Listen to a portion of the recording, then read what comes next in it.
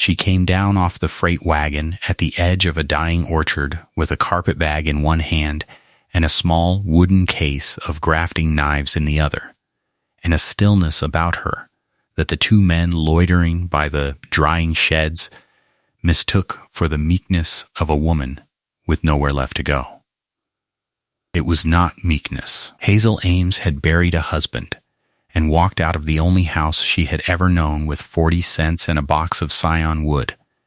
and she had ridden 3 days on the cars and a half day in the back of a produce wagon to stand in the cold apple smell of a valley she had never heard of a season before. And she had not come all that hard way to be afraid of a little scorn.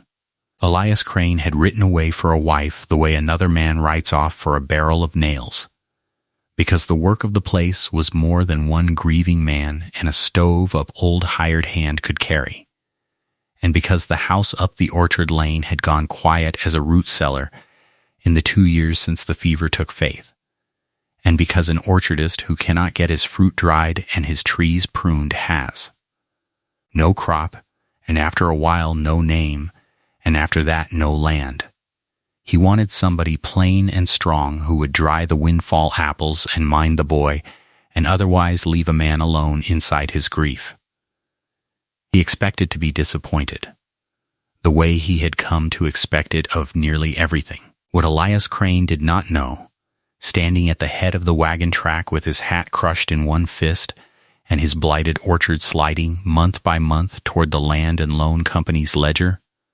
was that the woman climbing down off that wagon had a hand and an eye for a fruit tree that no man in that whole green valley would learn in a lifetime, and that she had come west carrying nothing of any worth at all except the one thing worth more than money, which was knowing exactly how to bring a ruined orchard back from the edge of the grave, and that before the year was out she would take his cankered, worthless, half-dead trees and make them the pride of the whole country and remake the entire accounting of his life. If this story reaches you the way it reached me, hit that like button and drop your city in the comments. I want to see how far this story travels. It was the tail end of October in the year 1883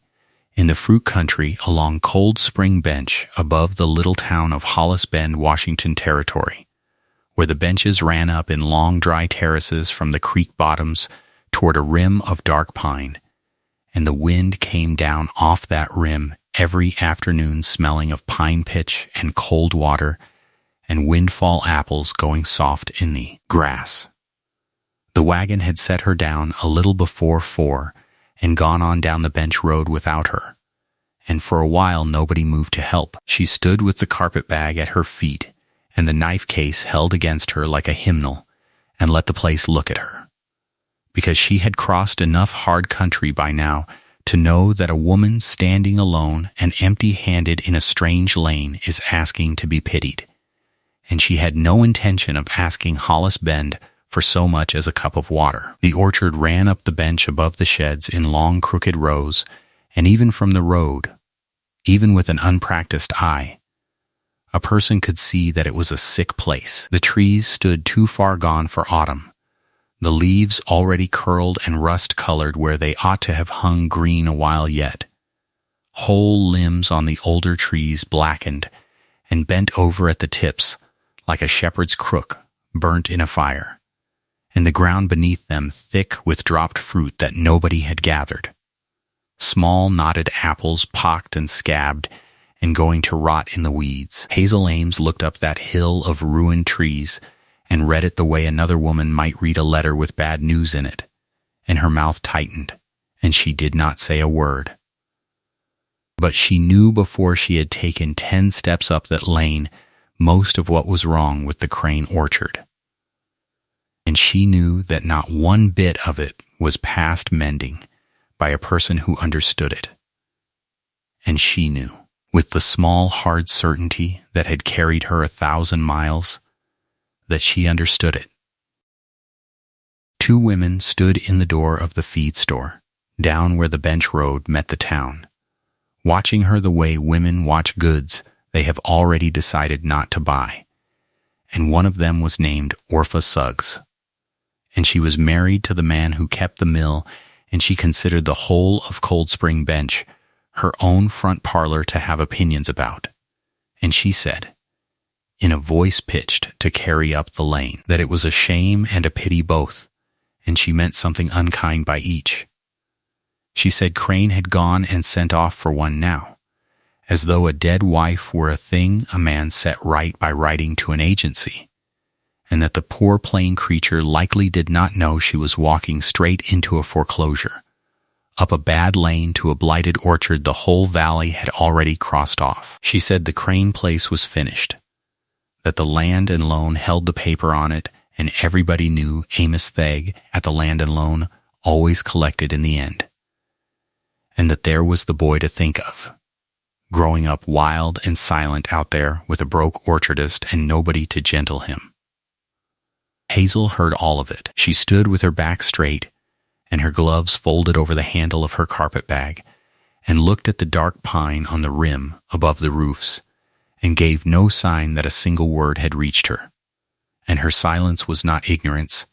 and there was nobody on that boardwalk with the training to tell the difference. Elias Crane came for her at 4:30 in a light spring wagon behind a raw-boned bay that stood gaunt in the traces, and he did not apologize for having let her stand in the road. He was tall and gone lean the way men go lean when they have stopped eating regular, near 37,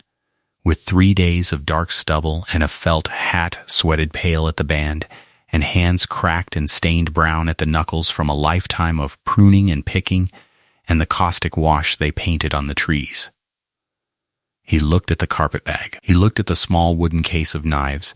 and something moved behind his tired eyes at that, because it was not a thing a hired housekeeper carries, but he was too worn down to ask. He looked at her. He said he supposed she was the one the agency had written him about, since he had not been the one to write the letter, his own hand being no good for close writing, and old Pruitt had done it for him. She said her name was Hazel Ames, and put out her hand, and Elias Crane took it before he had quite decided to, and she felt him feel the strength in it, the grip of a woman who had worked, and the old scar of a pruning cut healed white across the pad of her thumb, and she watched him notice that scar and decide, out of some tired courtesy or some tired lack of curiosity, not to remark on it. He swung her carpetbag up into the wagon box, and then he reached for the wooden case, and she said she would keep that one by her, and he set it back in her hands without a word, and only looked at her a moment longer than he needed to. She climbed up onto the seat without waiting to be handed up, and settled her skirts and folded her hands over the knife case in her lap, and they went up the bench lane with the sick orchard rising on their right, and the creek running loud and cold and unseen below the road on their left. Elias Crane did not talk, and that suited her, but she watched the trees the whole way up, and she watched them the way a person watches who is reckoning them and not admiring them, and about halfway up the lane she said, in her level, unhurried voice, how long the blight had been in his trees. Elias Crane's head came around, because it was not a question a hired woman asks, and it was not even a question most orchard men would have known to call by that name. And he said, slow, that he did not rightly know what she meant, that the trees had been dying back at the tips for 3 summers now, and he had reckoned it was the dry years or the cold or bad luck or the ground gone tired, and that his father had planted them, and his father had never had this trouble, and there was no one left alive who could tell him what it was. She looked up the rows of blackened tips and said, mild as creek water, that it was not the dry years and not the ground and not bad luck, that it was a thing that lived in the trees and passed from the sick ones to the sound ones, and that it came in on the blossom in a wet spring and ran down the twigs and killed them back, and that a man could stop it, but only if he knew it for what it was and cut ahead of it and burned what he cut, and that guessing at it 3 summers running was the surest way in the world to lose the whole orchard. Elias Crane did not answer that. But something moved again behind his tired face. A flicker of the old irritation a proud man feels at being told his own trade in his own lane by a stranger, and underneath the irritation a second thing he was too tired to name, and they went the rest of the way up in a silence that had a different weight in it than the silence before. The Crane place stood where the lane bent at the top of the bench, and it should have been a fine holding, and instead it was a wound. There was a low-frame house with a good riverstone chimney and a porch gone gray, a long open-sided drying shed hung with wire racks and a cold sulfur box in the corner, a fruit house dug back into the hillside with a plank door, a cider press under a shake roof with the screw gone rusty, and the orchard climbing away above all of it. 30 acres of trees a man's father had set out with his own hands, and a man's own carelessness and ignorance had let slide toward ruin. And beyond the last row the dark pine came down off the rim, and it was a place a man ought to have been proud to bring a new wife home to, and instead Elias Crane drove up to it the way a man comes home to a house with sickness still in the walls. A boy came around the corner of the drying shed. He was slight and small for what Hazel guessed was 8 or 9 years, brown as a hazelnut, in patched homespun trousers and a gray shirt let out at the cuffs and a pair of boots gone over at the heel, and he stopped dead when he saw the stranger on the wagon seat and put his back flat against the shed wall the way a barn cat goes flat, watching, neither coming nor running. And Hazel Ames did not go to him. She had helped raise a dead sister's little ones and buried her own hope of any of her own, and she knew better than to go straight at a wary child. She climbed down off the wagon by herself and stood a moment settling her skirts and let the boy look at her. And she looked once, without seeming to, at his thin wrists and the careful blankness of his small face. And she filed it away. Elias lifted her carpet bag down and set it on the porch step. And he said the boy was Nathaniel, that folks called him Nate, that he was Elias's own and Faith's, and that he had not talked much to anyone since the fever, and there was no use forcing him. He said it flat, the way he said everything, and then he stood there with his hat in his hands looking at the boy and at the woman and at the sick trees on the hill, as if he could not for the life of him think what came next. An old man came out of the fruit house, wiping his hands on a sacking apron, bandy-legged and dried out, near 65, with a white mustache stained brown at the corners and knuckles swollen to walnuts with the rheumatism. And this was Isham Pruitt, who had worked for Elias's father before him and had stayed on for wages that had not been paid in cash money in better than a year. And it was Pruitt who had written the letter. And Hazel saw at once from the shrewd, kind way he sized her up that he had wanted her there long before Elias had. Pruitt said she was welcome, and he said it like he meant it, and he looked at the wooden knife case in her hands and then at her steady eyes, and something in his weathered old face said he had already guessed there was a good deal more to her than the agency paper had claimed. Hazel thanked him. She set down her carpet bag and took off her gloves and her bonnet and laid them on the porch rail, and she rolled her sleeves to the elbow, and then, before she had so much as seen the inside of the house, before she had been shown a bed or offered a drink of water, she walked past all 3 of them and up into the near row of the orchard, and put her hand on the blackened crook of a low limb and drew her thumb along the bark to where the black stopped and the live wood began. And she took a small folding knife out of her apron pocket and cut a clean sliver and looked at the stain that ran in the wood under the bark, brown as old blood. And she smelled it, and her mouth tightened. And she said, to nobody in particular, that the man who owned these trees had been cutting his blight in the wet and leaving the cuttings lie in the rows, which was the same as sowing the sickness broadcast with both hands, and that half of what killed this orchard had been carried tree to tree on the very knife that meant to save it, and that any orchard doctored the way this one had been doctored would go on dying no matter how the man prayed over it, unless somebody who understood the thing took it in hand before the sap ran again in the spring. And Elias Crane stood at the foot of his own orchard with his hat in his hands and watched the plain widow he had sent for turn his ruin over in her 2 scarred hands not 15 minutes off the wagon. And he did not know whether to be angry or ashamed or something underneath both that he had no name for and no strength left to feel. And old Isham Pruitt, behind him, hid a slow smile in his stained mustache and said not one word. The kitchen was a dead room in a house full of dead rooms. She saw it the moment she stepped over the threshold. Not dirty exactly, but stopped.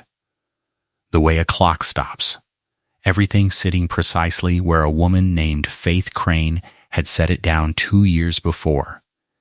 and nobody since had found the heart to move it. There was a table that got used by 3 and had not been scrubbed to the wood in a long while. There was a window over the dry sink so grimed that the last of the afternoon came through it the color of weak cider. There was a shelf with a dead woman's things still on it, a blue bowl with a chip in the rim, turned handle out the way a woman turns a handle when she means to come back for it in a minute, a work basket with a half-turned sock hung over the side, a spray of dried orchard blossom gone to brown dust in a bottle. The stove was cold. The boy's cot, when she saw it later, had a quilt on it pieced by hands that were gone, worn thin now at the top where a small chin pulled it up in the night. Everything in that house was 2 years old, and had stood exactly where it stood for 2 years, and the man who lived in it walked through all of it every day without once letting his eyes come to rest on any of it. Hazel Ames set her bonnet on the table and found the wood box and built a fire in the cold stove and put water on to heat, and she did not ask leave. She had learned a long while back that a house that has stopped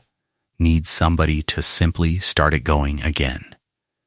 and that asking a grieving man's permission only hands him the chance to say no. By full dark, she had a fire drawing, and the window over the sink washed clean on the inside so the last gray light came through it honest, and a plain supper on the table, side pork and fried apples and pan bread, because dried apples and a little cured pork were most of what the house had, and she made it well because she made everything well. 4 of them sat down to it, the man and the boy and old Pruitt, and the boy Nate ate with his eyes on his plate and did not say a word. But Hazel saw him sneak one long look at the clean window and then at the stranger who had cleaned it, and she filed that away too. That first night she lay in the little lean-to room off the kitchen that had been meant for a hired girl in a better year, and she listened to the house settle around her in the cold. And she did not sleep for a long time. And she thought about the black-tipped limbs and the cankered trunks and the good young trees at the top of the bench that were not yet touched and could still be saved if a person got ahead of the thing before the sap rose, and her hands opened and closed in the dark, because there was work here, real work, the exact work she had spent her whole girlhood learning at her grandfather's elbow and had thought she would never lay her hand to again, and it was going to waste under a man too beaten down to see it. She had not told Elias Crane one true thing about herself except her name, and even that she had given plain, because a name was the one thing she had left that nobody could take. She had let him believe what the agency paper said and what the whole boardwalk believed, that she was a used-up widow taking the only situation that would have her. And that much was true as far as it went, but it was not the half of it. Hazel Ames had been raised on a fruit farm in the hills back of Zanesville in Ohio. by a grandfather who had been a nurseryman all his days, and had grafted his first tree the year of the Battle of Tippecanoe. And she had gone to that old man the way other children go to school, out into the rows before daylight to learn the whip graft and the cleft graft and the bark graft and the budding, to learn a tree by the set of its buds and the color of its wood, to read a canker and a borer and a blight and a winter kill, to know 40 kinds of apple by the leaf alone, and to taste a strange fruit once and tell you what it wanted to become. Her grandfather had said, in front of the whole family one Sunday, that the good Lord had wasted a nurseryman's hand on a girl, and that Hazel could bring a dead-looking whip to leaf when a grown man would have burned it for kindling,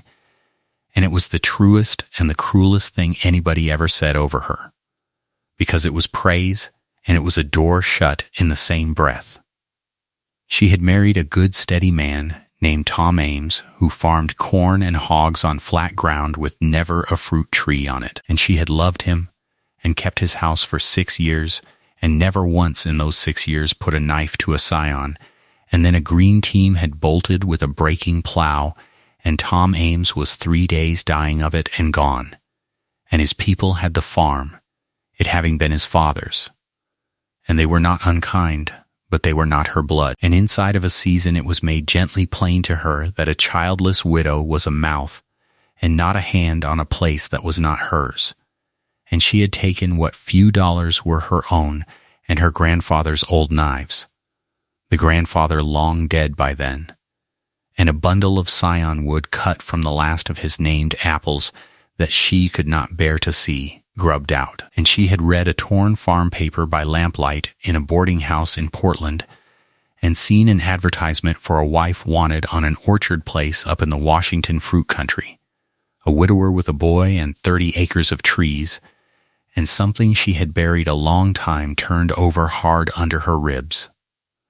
She had not answered that advertisement to keep house. She had answered it because a man who owned 30 acres of apple trees and a drying shed and a cider press did not know the first true thing about how to keep his trees alive, and she did. She had known it to a certainty from the road, and she meant to put her hand back to the one work God had made her for, on the one kind of ground where a landless widow with a box of knives could still be, worth more than any man reckoned. But she was a woman, and she was new, and she had learned in her hard years that a gift shown too soon is a gift a proud man will find a way to refuse. So she said nothing of grandfathers or named apples, and she cooked,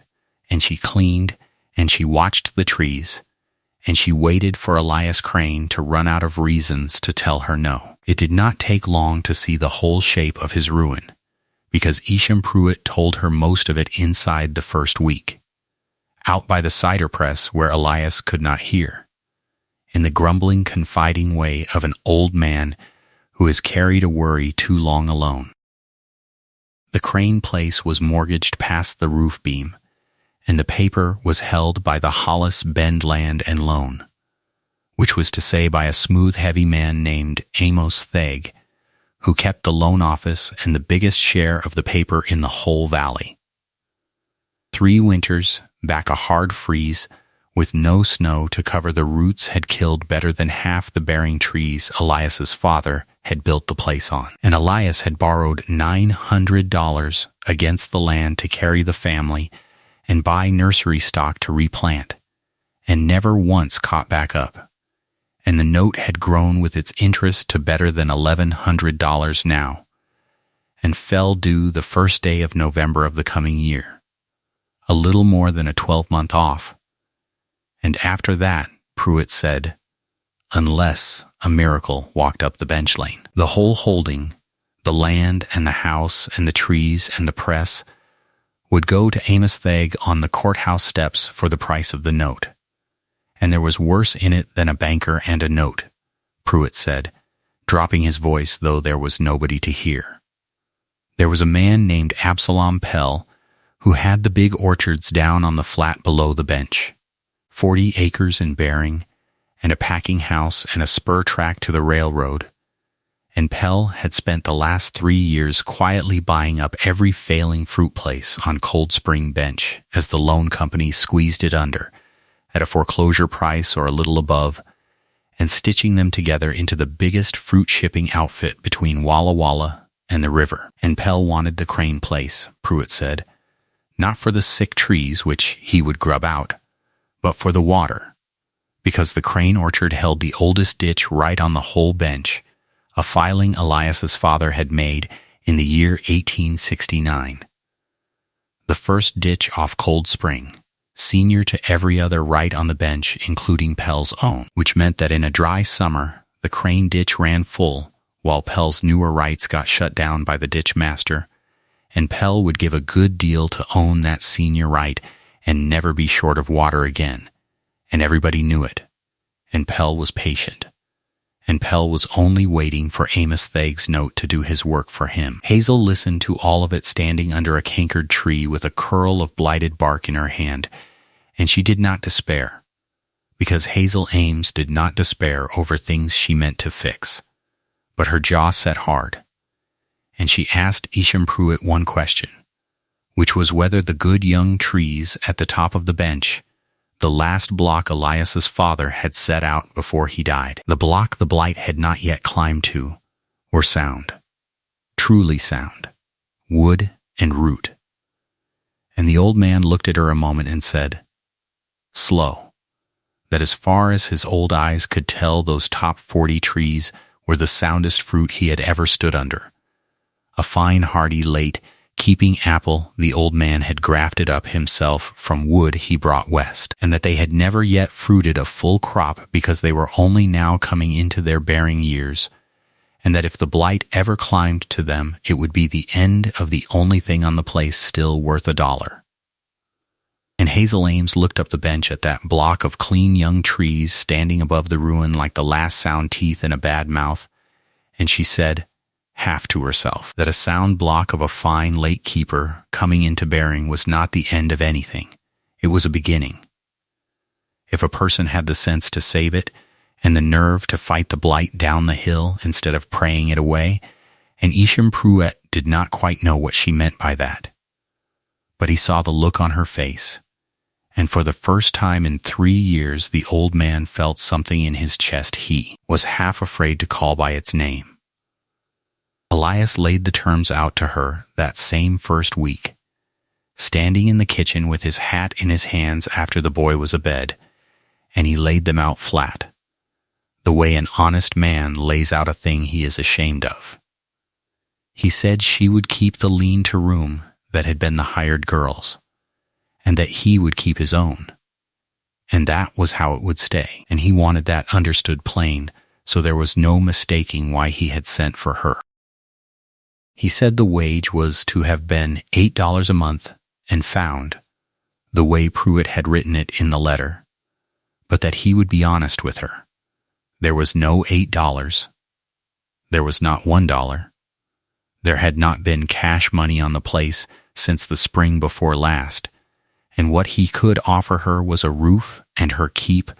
and a silent boy to mind and hard work with most likely nothing at the end of it, because the note fell due the 1st of November, and after that there would very likely be no roof either. He said she could take the cars back down to Portland come the end of the month, and he would scrape the fare together somehow and not think one hair the worse of her, having brought her out under false colors. Then he stopped and looked at his cracked hands and said the boy's name once more, Nate, and said he had not spoken above a dozen words since his mother died, that he woke crying some nights and would not say what for, and that Elias would understand it entire if a woman did not want to take on that much sorrow along with a foundering place. Hazel listened to the whole of it without moving, and when he was done she asked him one question, which was how many bushels of good-keeping apples that top block would bear in a full year if it were brought into full bearing and kept sound. He looked up, startled, because it was not a thing a hired housekeeper asks, and he said, slow, that he did not rightly know, that it had never borne full, but that his father had reckoned once, when he set it out, that 40 trees of that keeper in their prime ought to make 500 or 600 bushels in a good year, but that it did not signify because there was no full crop and no dry year coming that he could see, only blight and the note.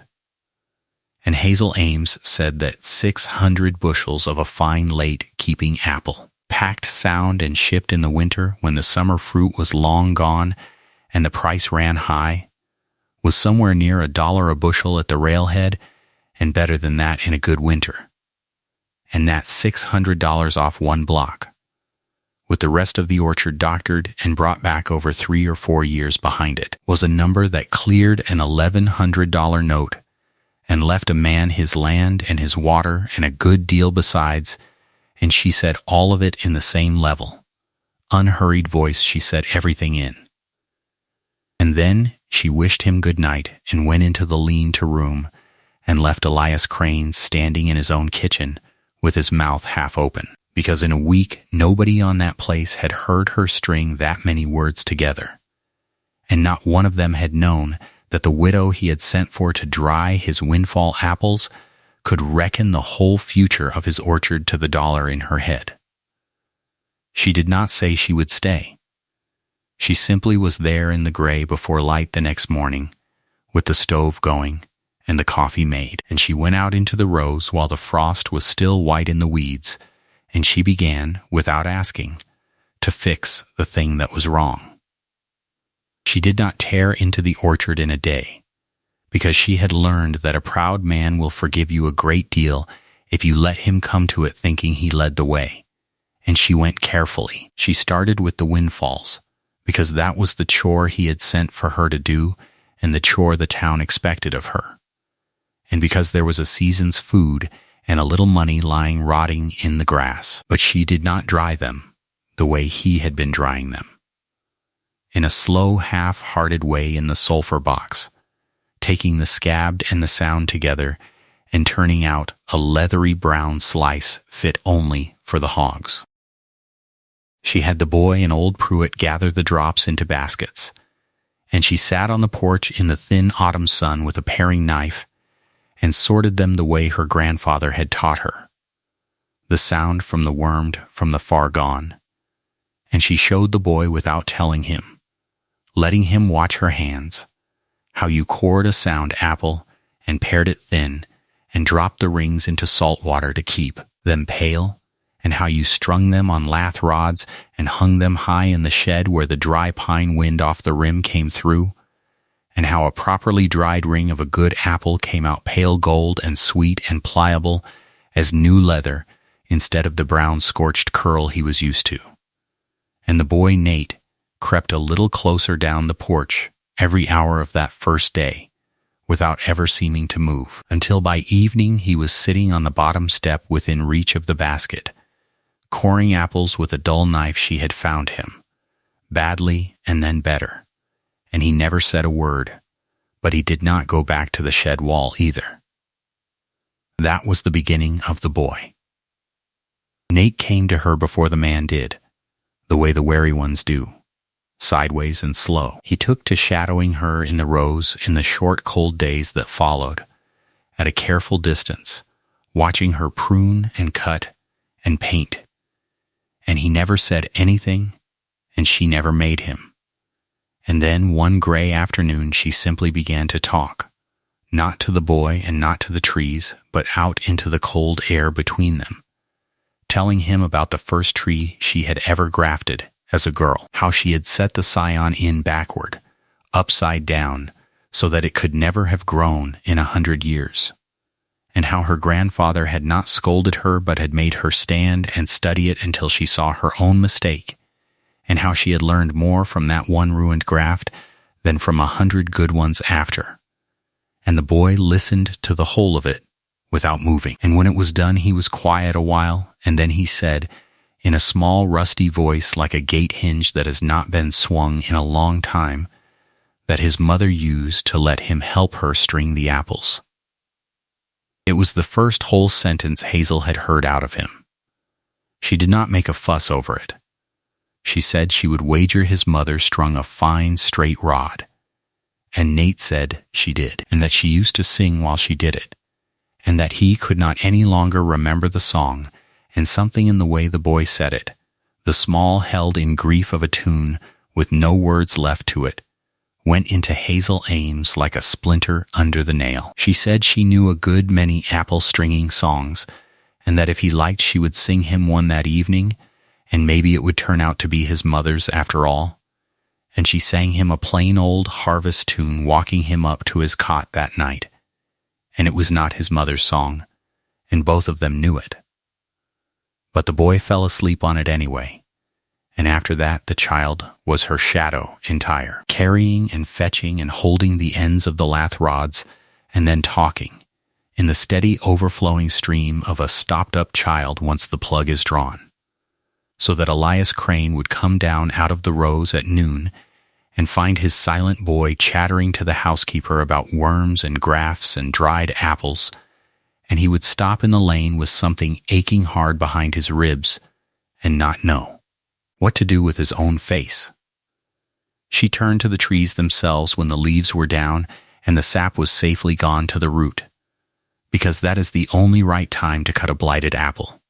in the dead cold of the dormant year, when the sickness cannot run in the wood. And here she brought out what she had carried west. Not any hoard of money,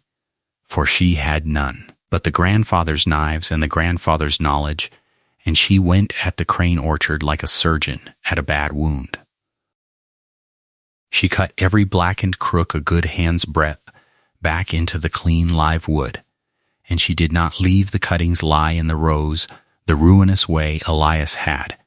She had the boy drag every scrap of them down to a bare patch below the sheds, and she burned them, all of them, so the sickness went up in smoke,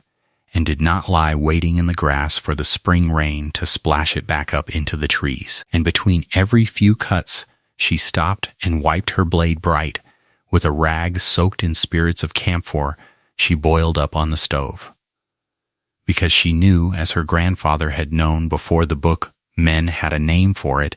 that the knife itself carried the death tree to tree if a body let it,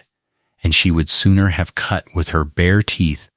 than pass the blight along on her own steel. Elias Crane watched her do it for 3 days before he could bear it any longer, and on the 4th day he came up into the rows and stood at her shoulder and watched her lay a cankered limb open to show him the brown stain creeping in the wood, how it ran down toward the trunk, how a cut too close to the black left the death still in the tree, and a cut a hand's breadth into the clean wood took it out clean.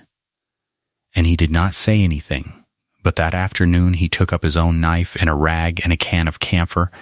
and started on the next row without being told,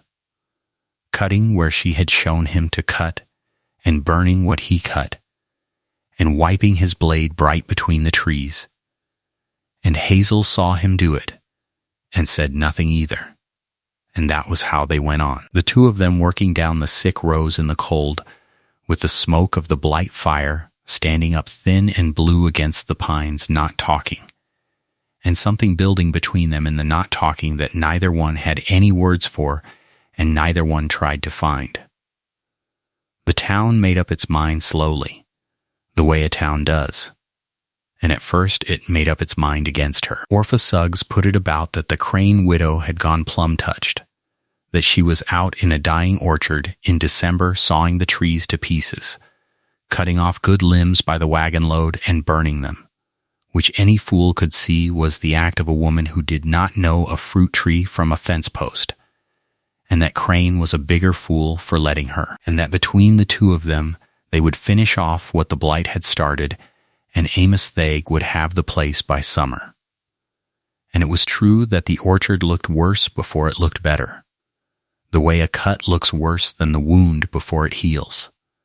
The trees standing gaunt and hard pruned against the winter sky with their sick wood gone, and folks driving the bench road looked up at it and shook their heads and agreed with Orpha Suggs, because it is a comfortable thing to agree with the confident and the unkind. But there was one man in Hollis Bend who did not shake his head, and that was the ditch master and part-time fruit buyer, a dry old bachelor named Lonzo Meeks, who had grown fruit himself in a smaller way for 30 years. And Meeks drove up the bench one Sunday to see for himself what the touched widow was doing to the crane trees, and he stood in the rows a long while looking at the clean, deep cuts and the burned brush pile and the bright wiped blade, and he did not say much. But before he drove off, he told Elias Crane, quiet, out of the woman's hearing, that whoever was doing that cutting had done it before, and done it right. That it was the first sound blight work Meeks had seen on that bench in 10 years. And that if those trees leafed out clean in the spring, Elias Crane had better get down on his knees and thank God and the agency both, because a hired man who could doctor blight like that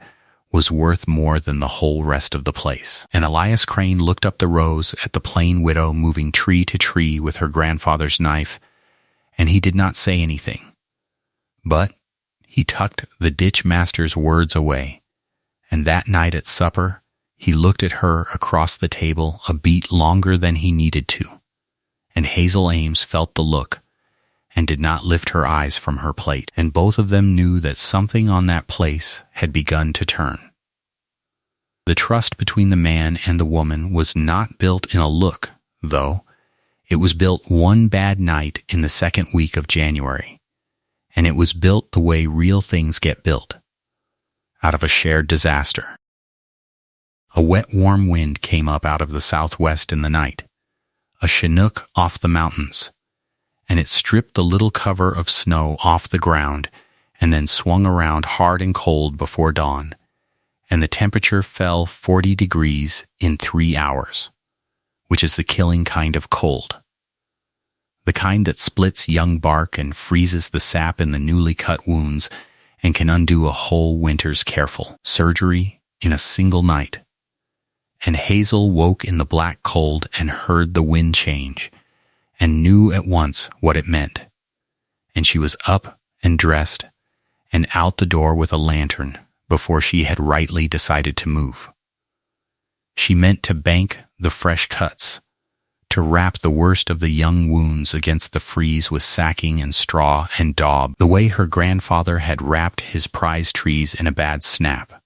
And it was more than one pair of hands could do before the cold got into the wood,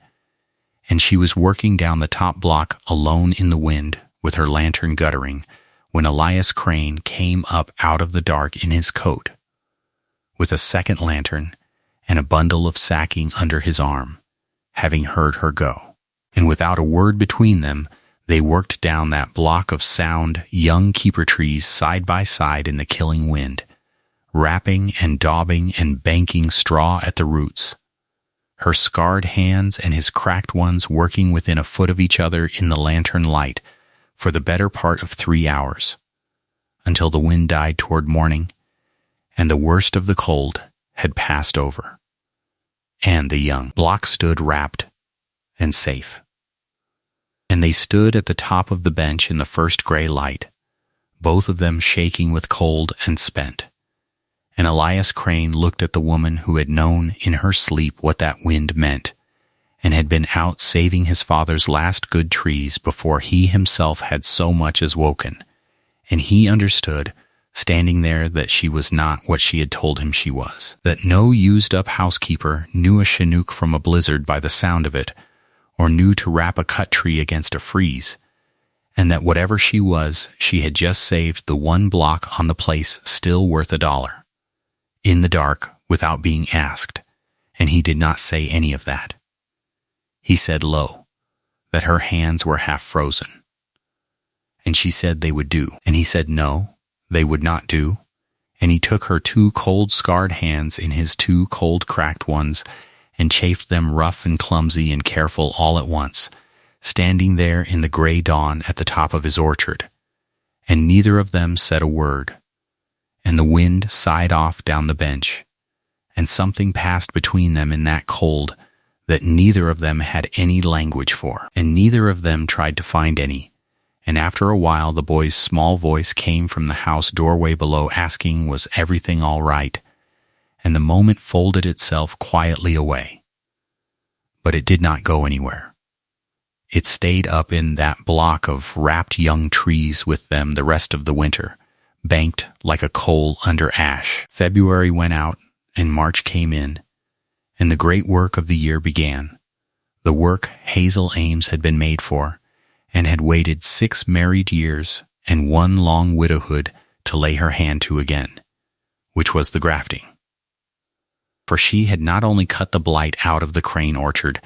she had cut it out in a way that left 100 old trees standing headed back to sound stumps and framework limbs. Trees that could be made over, worked back into bearing in 2 or 3 years,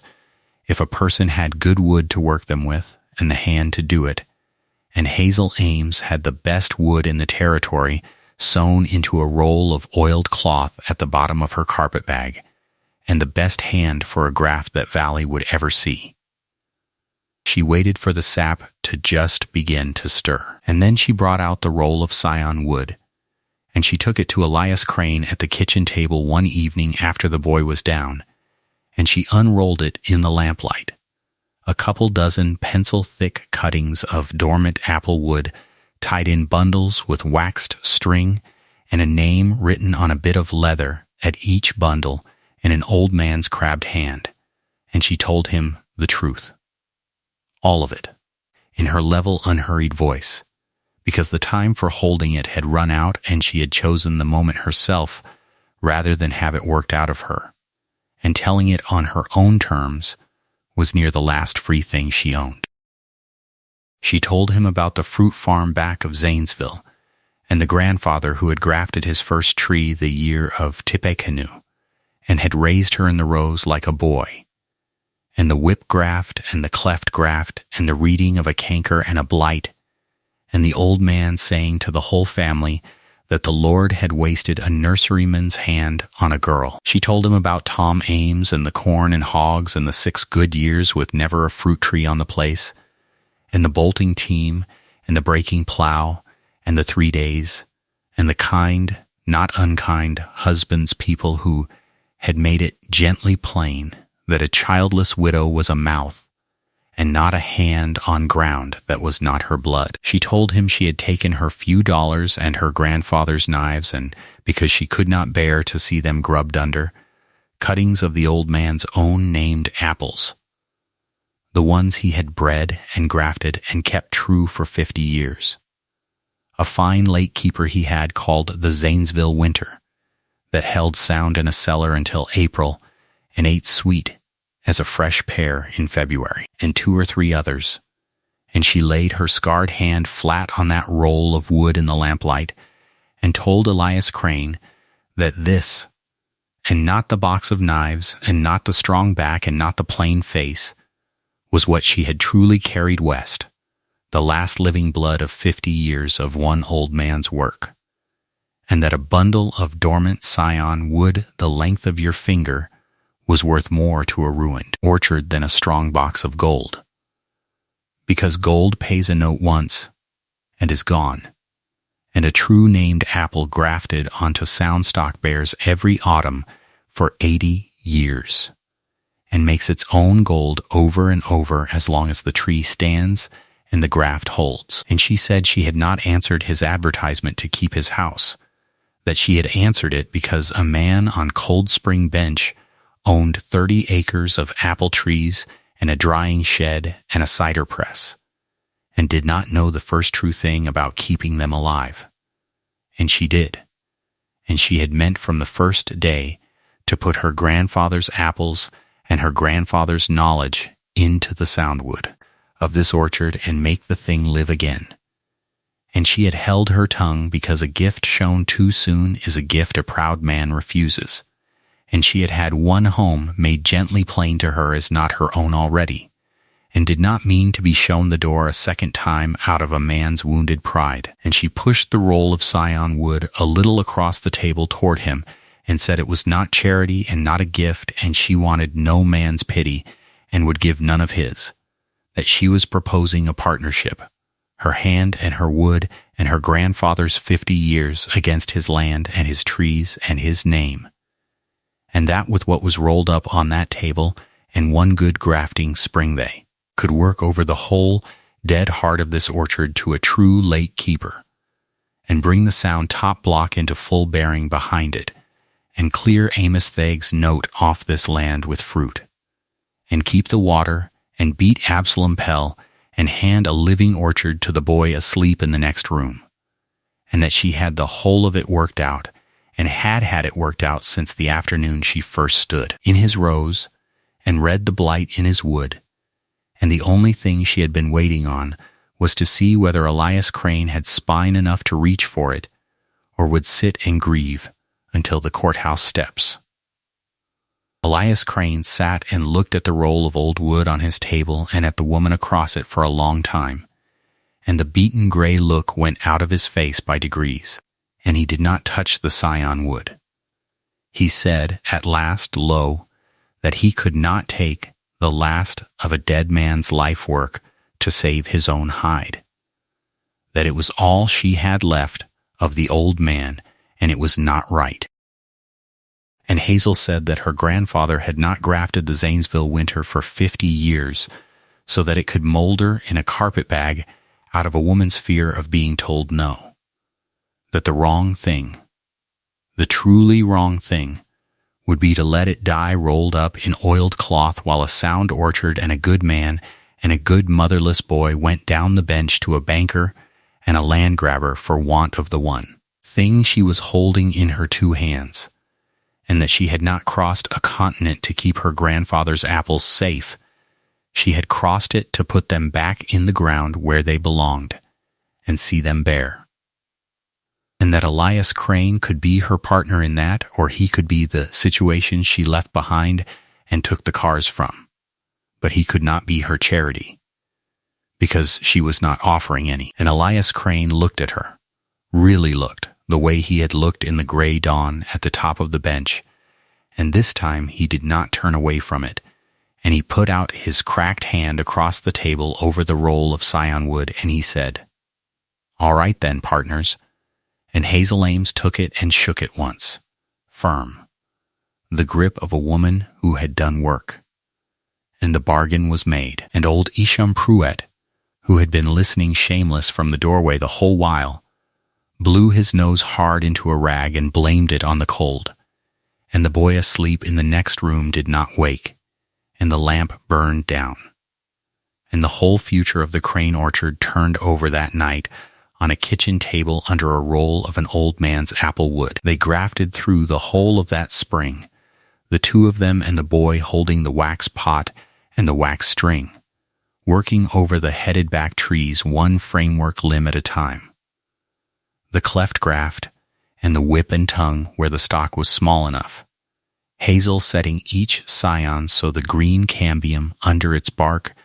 met the green cambium under the stalks, quick and exact, the way you set a broken bone, and binding it and sealing it against the air, and she taught Elias the cuts as they went, not telling but doing beside him so his big cracked hands could learn the fineness of it, and by the end of April there were better than 1,000 grafts set out through that orchard, little pencils of the Zanesville winter and the old man's other keepers bound onto sound, frontier stock, and along about the first week of May they began to push, the small green leaves breaking from the scions one after another down the rows, tree after tree of dead-headed stumps that had looked like a graveyard in the winter now feathering out green and alive, the graft taking, the orchard coming back from the dead under her hands exactly as she had promised the night with the wood, on the table, and Elias Crane walked those rows at evening looking at 1,000 living grafts where there had been 1,000 dying limbs, and had to keep stopping to take his hat off and stand a minute. And the sound top block, the 40 trees of the old man's late keeper coming into their bearing years, bloomed that May as it had never bloomed before. A whole hillside of white blossom standing up the bench above the reworked trees, so heavy with bloom that the branches bent with it, and the whole top of Cold Spring bench went white as a snowfield, and the bees came to it from 3 miles off. And every soul who drove the bench road that spring looked up at that hill of white, where a dying orchard had stood in the fall, and did not know what to make of it. And Orpha Suggs found she had less to say. Absalom Pell made his first move that same white week of May, and he made it, as such men do, wearing his best manners. He drove up the bench lane in a fine top buggy behind a match team, a prosperous heavy man near 50 in a good Greytown suit with a watch chain across his vest, smooth shaven and pink and pleasant. And he got down and admired the bloom out loud. And he said he had heard the Crane place had got some help at last, and it did his heart good. A motherless boy and a grieving man being a hard thing, and the whole valley having worried over them. He said all of it warmly, and seemed to mean every word, and his small, careful eyes went over the 1,000 green grafts and the hill of white bloom and the wrapped young trees, pricing every bit of it behind the pleasant face. And Hazel Ames watched him count it all, and understood the man entire inside of a minute. He came to his point the way a cat comes to a bird. He said he was glad, truly, to see the effort, but that he would be less than a neighbor if he did not speak plain. That blight was a terrible thing, and once it was in an orchard it was in the ground and the air both, and never truly left, that these grafts might take a year or two and then black out same as the rest, that he had seen it 100 times, and that a sensible woman would not want to see a good man break his heart and the boy's future, both on a place that was already spoken for against Amos Thag's note. And then he came to the true thing, gentle, that he was prepared, as a kindness, to take the burden off Elias's shoulders right now, to buy the place at a fair figure over the note before the trouble got worse, so that Elias could clear his debt and walk away with a little something, and the boy would not be turned out on the courthouse steps come November. And he named a figure that was the note and $100. And he said it kindly, a good neighbor sparing a proud man a hard fall. And what he wanted, though he never once said the word, was the water. The senior ditch right of 1869, and Hazel Ames knew it, and Absalom Pell had not the first idea that she knew it. Elias Crane opened his mouth, and Hazel spoke first, mild as creek water, and thanked Mr. Pell for troubling himself so kindly over their little doings, and said that they found they were not selling this year. And she smiled while she said it, and Absalom Pell smiled back and got into his fine buggy and drove down the bench, and he had not the first idea that he had just been measured and weighed and filed away by the one person on Cold Spring bench he had entirely failed to take account of. And old Pruitt,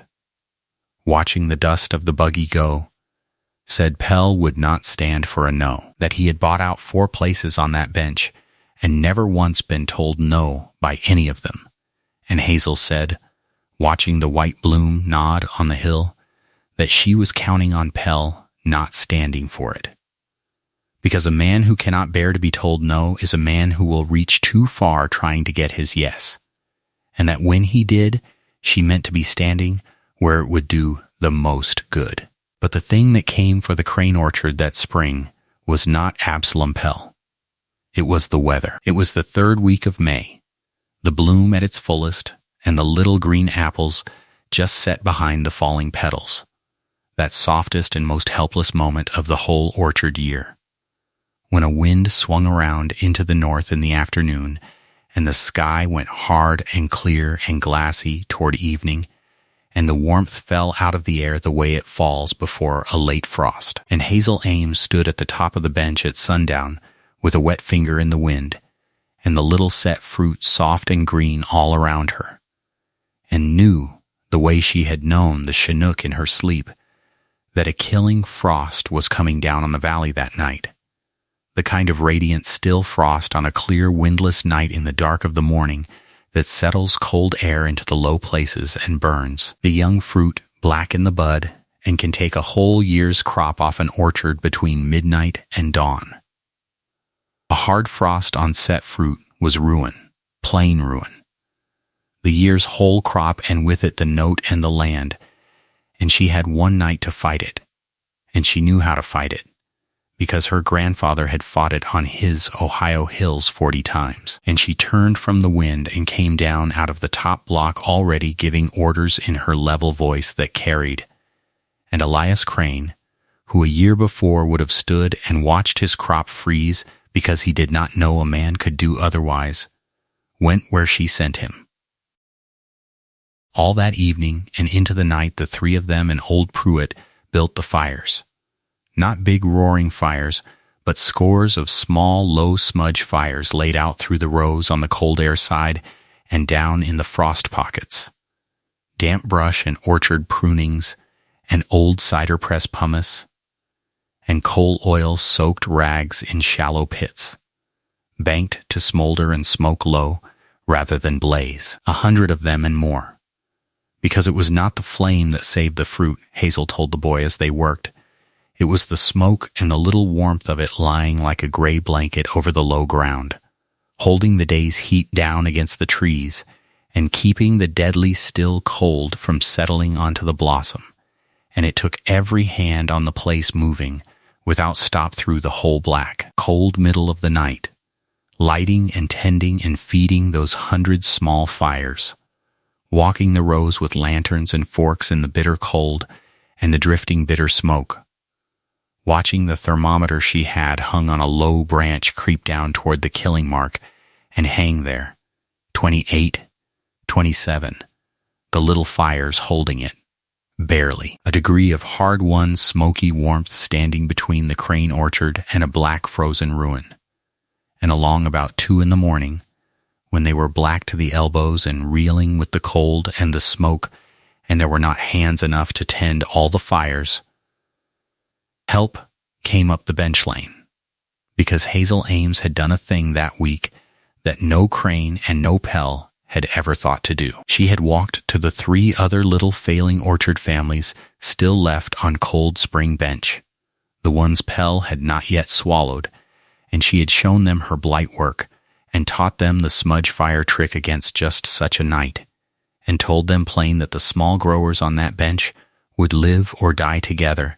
and had better learn to stand together, because Absalom Pell meant to have every one of them one at a time. And so when the frost came down that night, it came down on 4 orchards whose people had agreed to run to whichever needed hands worst. And they came,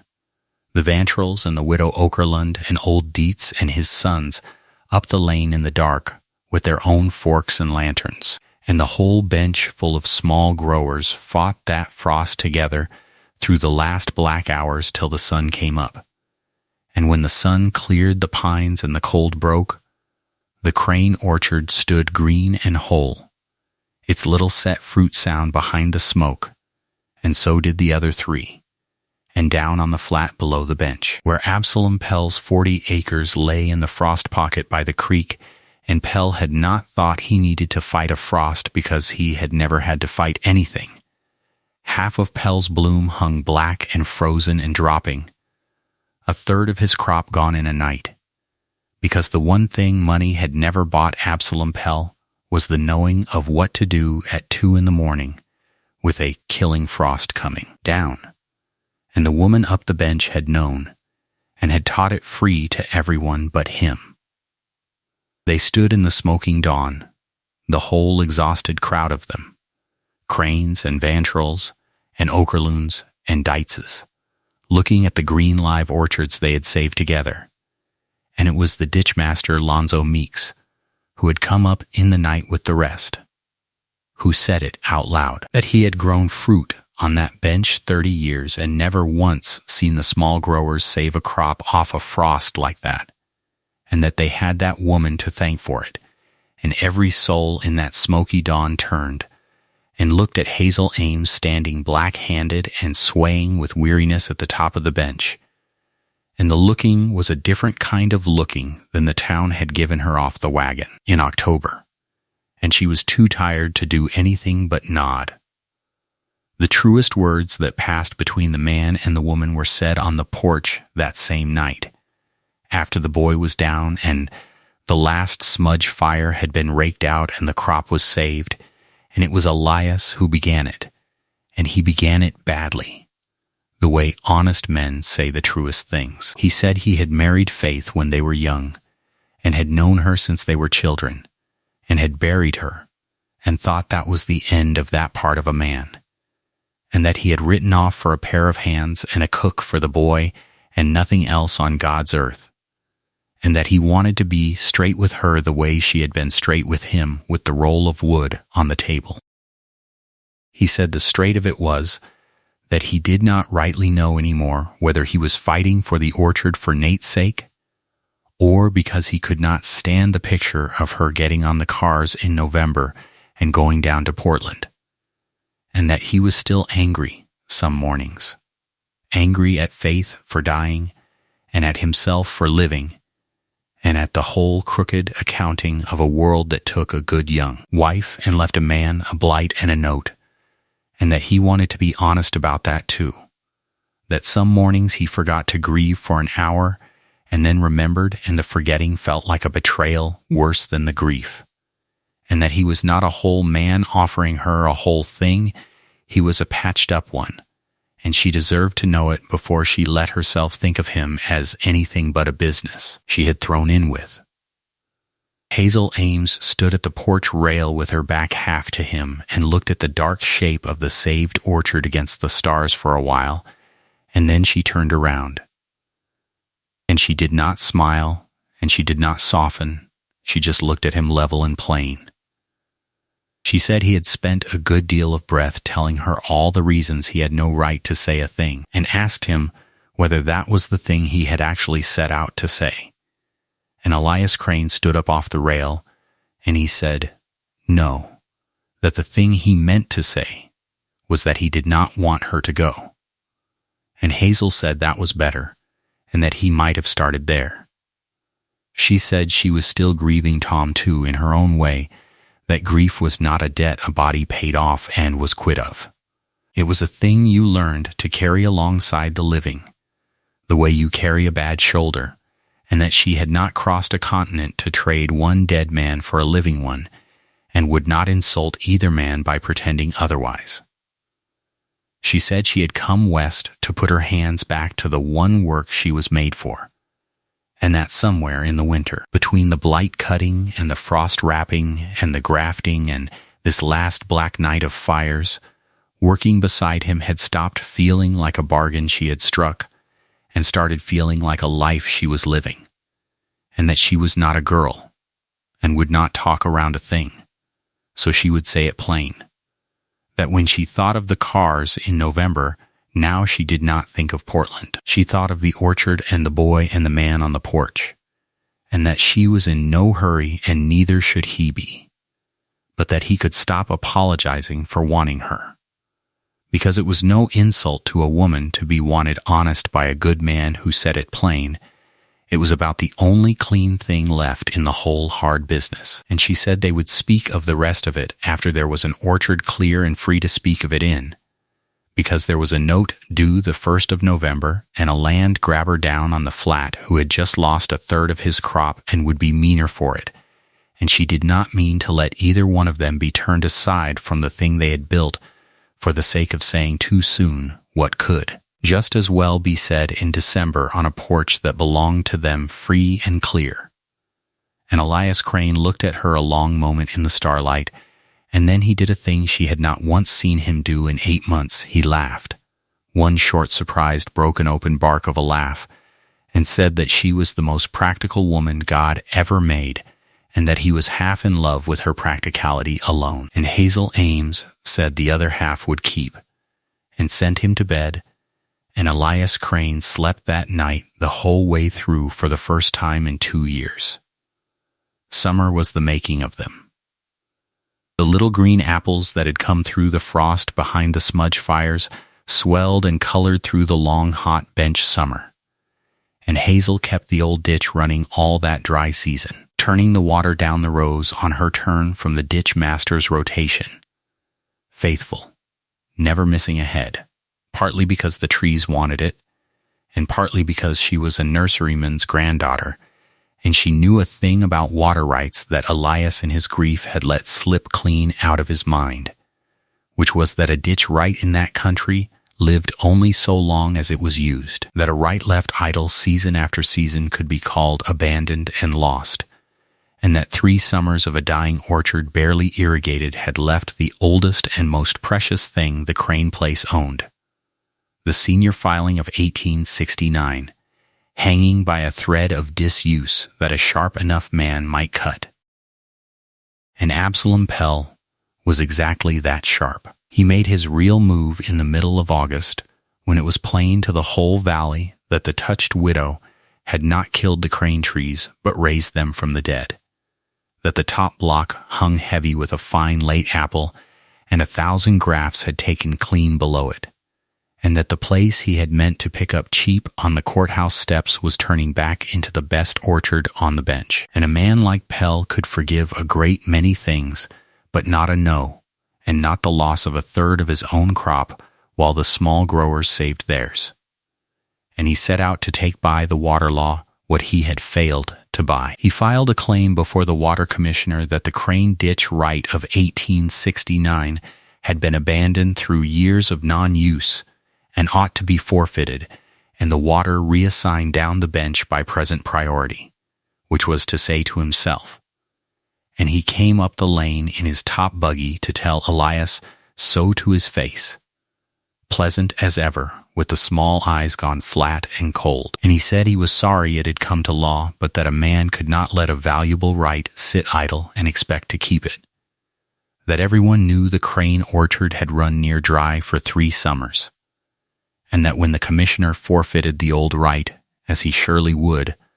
the crane trees would go to the back of the water line, and a bench orchard with no water in a dry summer was worth nothing to any man, note or no note, and that his standing offer to buy still held, a little lower now, and Elias would be wise to take it before he lost the water and the land both. And Elias Crane felt the old beaten grayness reach for him, because it was true the ditch had run thin those bad years, and Absalom Pell had lawyers and standing and the commissioner's ear, and what did a broke orchardist have against that? But Hazel Ames, who had been listening from the porch with her hands in her apron, came down into the yard, and she did not raise her voice, and she asked Absalom Pell one question, mild as milk, which was whether he was quite certain the Crane ditch had gone unused, or only certain that it had gone quiet. And Pell looked at her, and something crossed his pink face, and Hazel Ames said that she had turned the cold spring water down these rows on the Crane right every rotation since the snow left the passes that spring, that the ditchmaster Lonzo Meeks kept the book of who took water on what day, and had marked the Crane right used in his own hand on better than 40 days that season, and that as for the years before, the right had never been abandoned in the eye of the law so long as it was used at all. And a dying orchard drinks water same as a living one, and there were 3 summers of Meeks's own rotation books down at his cabin that would show the Crane ditch had taken its water. Thin, but faithful, every one of those years, and that she would be pleased to have the commissioner send for those books and read them, and pleased to have the widow Okerlund and the Vantrells and old Dietz, who had all watched the Crane water run, say under oath what they had seen, and that a man who filed an abandonment claim against a right that had never once gone dry in the record was not going to come out of that hearing looking like a neighbor. He was going to come out looking like exactly what he was, a big grower trying to steal the water off the small ones by a lie in a law office. And she said it standing in the dust of the yard in her apron, level and plain. And Absalom Pell stood by his fine buggy and understood all at once that the plain widow had been keeping the ditch used on purpose and keeping account of it on purpose, and had been standing in this exact spot in her mind waiting for him to reach for the water since the first day he drove up admiring the bloom, and that his abandonment claim was not a quiet legal formality he would win in a back room. It was going to be a public hearing in front of the whole bench with the ditchmaster's books open on the table, and that he would lose it, and be seen to lose it, and be seen for what he was in the losing. And that was the end of Absalom Pell on Cold Spring Bench, though it took the autumn to finish. He let his abandonment claim die quietly rather than have it heard, because a claim heard and lost is worse than a claim withdrawn, and the word of it ran up and down the bench anyhow the way such words do. That Pell had tried to steal the Crane water, and the widow had caught him at it with the ditchmaster's own books, and the small growers he had swallowed one at a time looked at the 4 orchards that had stood together against the frost and against Pell, and began to understand what standing together might have saved them. And Pell's pleasant power over that bench, which had always rested on each small man believing himself alone, was broken, not by a gun or a lawsuit, but by a nurseryman's granddaughter, who had kept a careful account, and taught 4 frightened families to run to one another in the night. The harvest came in October, and it was the harvest that cleared the note and made the whole thing real. The top block of the old man's late keeper, the Zanesville Winter, bore its first full crop that fall, 40 trees so heavy the props groaned under the limbs, and they picked better than 500 bushels of a hard, sound, thin-skinned winter apple off that one block.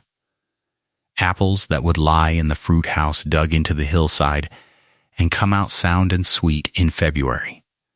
when every summer apple in the territory was long since gone soft, and Hazel Ames did not haul them to Absalom Pell's packing house to be bought at Pell's price and shipped under Pell's name. She had the 4 bench families pack their winter fruit together in the Crane fruit house, sorted and wrapped her grandfather's careful way. And she had Lonzo Meeks, who knew the fruit trade and hated Pell in his dry old way, ship the whole cooperative lot down to the railhead and consign it east on the cars to the winter market under their own account, cutting Pell's packing house and Pell's cut clean out of it. And the winter apples of Cold Spring Bench reached the city markets in January, when the price ran high and there was nothing else half so good to be had. And the money came back up the bench that had never come back before. $1 a bushel and better. Real coin. More clean cash money than the Crane place had seen in one season in 10 years. And the note? The $1,100 and some that fell due the 1st of November, the wall Elias Crane had not been able to see over for 3 years, was cleared that autumn, not out of any hoard sewn in a trunk, for there had never been one, but out of the first true crop the doctored orchard bore. And Hazel Ames made a point of it that Elias himself carry the coin into the Hollis Bend land and loan, and lay it on the counter in front of Amosthog and half the town, and take up the paper on his own land with his own scarred hand, and he did. And he stood a moment on the loan office steps afterward, with the canceled note folded in his shirt, and could not quite make his face behave. They were married in the last week of October, in the little frame church in Hollis Bend, with the bench orchards gone gold and red on the hills above the creek,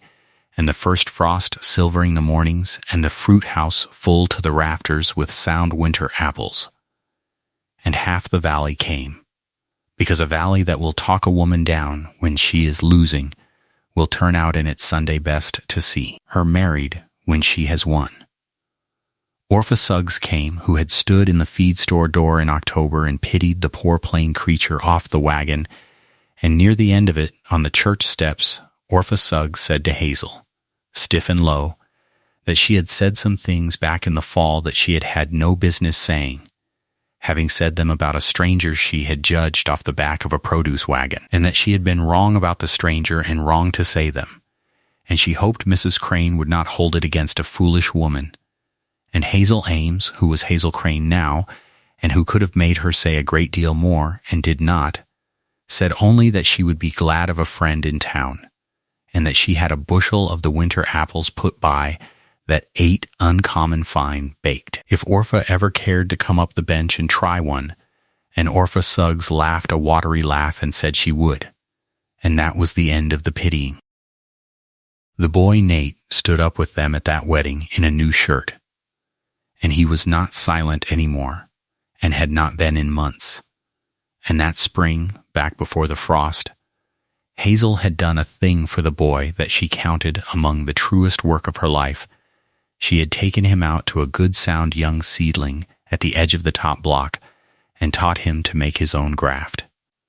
Guiding his small hands through the cut and the set and the binding, a single scion of the Zanesville winter onto a tree that would be his, and that graft had taken and pushed and leafed out green with all the rest, and Nate walked out to look at his own tree near every evening.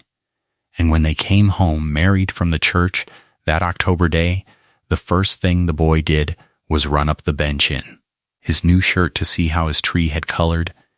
and Hazel Crane watched him go and did not weep over things she meant to keep, but she came near it.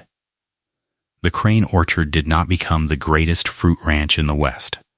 because that is not what happens to real places, but it became something better, which was a going concern and a known name, and the word that went out about it was not a boast. It traveled on its own legs, that if you wanted winter apples that kept sound to April and ate sweet in the dead of the year, a hard, fine late keeper, the like of which was not grown anywhere else in the territory, you sent up Cold Spring Bench to the Crane place, and you asked for the woman with the knives. The Eastern buyers took their winter fruit on standing order year after year. The other bench families, who had learned in one black frost night to stand together, packed and shipped with them,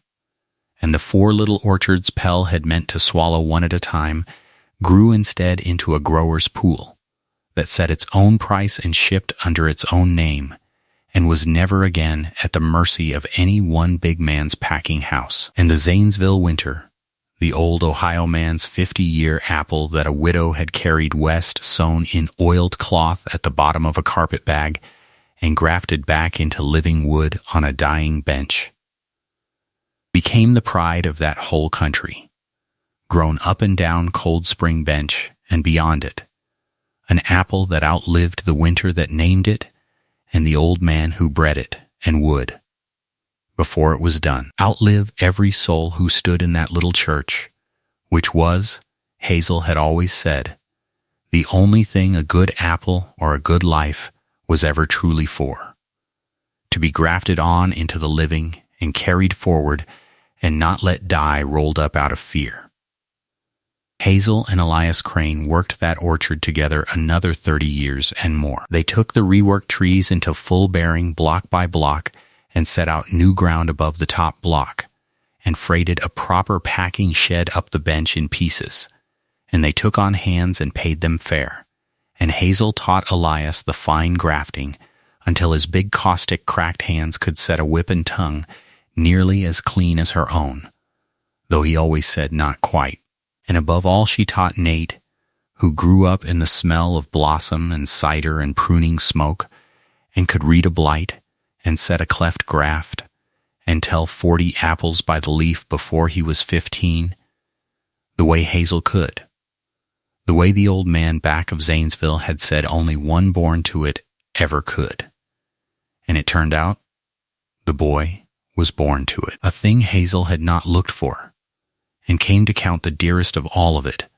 that the trade her grandfather had feared was wasted on a girl had come to live again in a motherless boy on a Washington bench who had chosen her for a mother, and who called her so one evening late that first winter, standing at the fruit house door with an apple in his hand, asking could he, having only ever had the one and lost her, and Hazel Crane, who did not weep over things she meant to keep, wept a little over that, and said yes. They had 2 more children on that place in the years that followed, a girl and then a boy, both born in the frame house with the good stone chimney, And Hazel raised the three of them the way she brought on a young tree, with patience and a clean cut and room to grow and the chance to become the thing they were. And the ordinary years went by the way they do. The hard bench winters and the white springs and the gold falls, the pruning and the grafting and the picking and the long dry summers of turning the old water faithful down the rows. 10,000 ordinary days that did not feel like much of anything at the time and turned out, laid end to end, to have been the whole of a life. And a good one. Elias Crane lived to be an old man among his trees, and he never again let his grief nail shut a door that ought to have stood open. And he would sit on the porch in his last years and look up the bench at the orchard climbing green and heavy toward the pines, where a graveyard of black-tipped, dying trees had stood the October a plain widow came up his lane, and shake his head slow, as if he still could not entirely believe that the woman he had sent for to dry his windfall apples had walked up that lane with a box of knives and remade the whole accounting of his life into something he had not seen coming off the head of that wagon lane, and would not have traded for any other life a man was ever offered. And on a still evening up Cold Spring bench even now, they say, when the wind comes down off the pines the right way in the blossom time, you can catch the smell of apple bloom standing over that ground thick as memory. And a body on the bench road might slow and lift his head and not know the half of what he is breathing, which is the far-off living trace of a thing a widow, with nothing but a box of knives and a roll of an old man's apple wood, started one cold October a long time ago, and made sure, before she was done, would outlast her. And the orchard she raised from the dead goes on climbing the bench toward the pines, and comes into its white bloom every May, whether anyone is there to see it or not, and sets its fruit. And the fruit swells all the long summer, and along about October, up on the top block where a motherless boy once grafted a tree of his own, the winter apples come ripe and sound and ready to pick. The way they have every year since, the way they will next year, and the year after that.